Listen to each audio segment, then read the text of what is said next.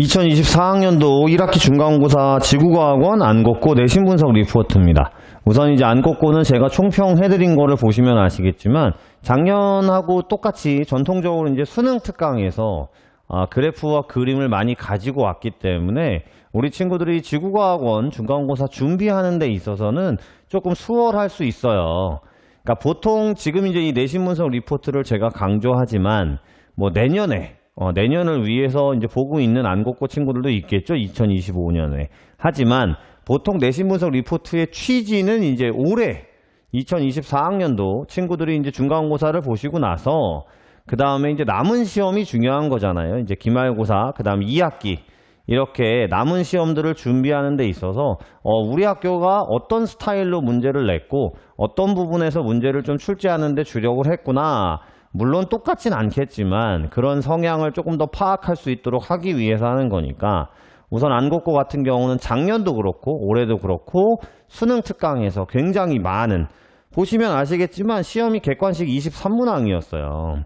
근데 그 중에서 18문항 이상이 이제 수능 특강에서 참조한 것도 아니고요. 그 그림이나 그래프를 고스란히 가지고 와서 밑에 이제 보기 기억, 니은, 디귿이 있지 않겠습니까? 이 보기를 변형하는 형태의 문제를 냈기 때문에 여러분들이 수특을 이제 수능 특강을 N회독 하면서 한 번 풀고 끝나는 게 아니고 또 한 번 풀고 또 한 번 풀면서 그 안에 있는 내용들이 어떻게 설명을 하고 있고 어떤 흐름에 대한 얘기를 하고 있는지 개념을 정확하게 보시는 것이 중요하다라는 생각하는 문제고요. 대신 난이도가 좀 있죠. 아무래도 수능 특강이라는 게 고3 학생들이 푸는 거기 때문에 그래서 90점대 중후반에서 이제 1, 2등급이 나눠지지 않을까 생각이 드는 시험이었습니다. 특이사항에도 그런 내용을 써놨고요. 대표 문항 분석을 보시면 지금 처음부터 지질 구조까지가 시험이었거든요. 그런데 단층, 부정합은 출제되지 않았습니다. 아무래도 단층과 부정합은 이제 1학기 기말고사의 상대 연령 파트에서 이제 다룰 걸로 예상이 되고요. 그 다음에 이 지질 구조에서도 또 습곡이라든지 사층리 같은 경우가 있습니다.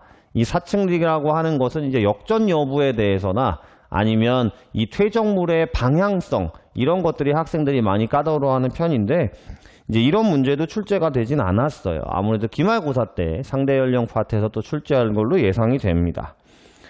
7번 문항, 8번 문항이 가장 까다로운 유형이에요. 이제 수능 특강에서 우리 이제 보고 있는 친구들 시험지를 좀 구해서 보고 푸시는 게 중요할 텐데 이 7번 문항, 8번 문항은 좀 까다로운 형태입니다. 그런데 이것도 이제 수능 특강에서 그림과 내용이 변형되지 않고 출제가 됐기 때문에 좀 까다롭긴 하지만 우리가 충분히 대비할 수 있는 시간이 있었다라고 볼 수 있는 문제고요. 그 다음에 9번 문항도 역시나 수능 특강, 9번 문항 같은 경우는 수능 특강에는 없었습니다.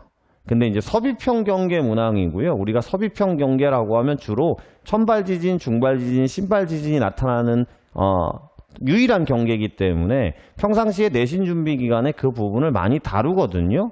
그래서 어렵지 않은 형태였다라고 보시면 될 것 같고요.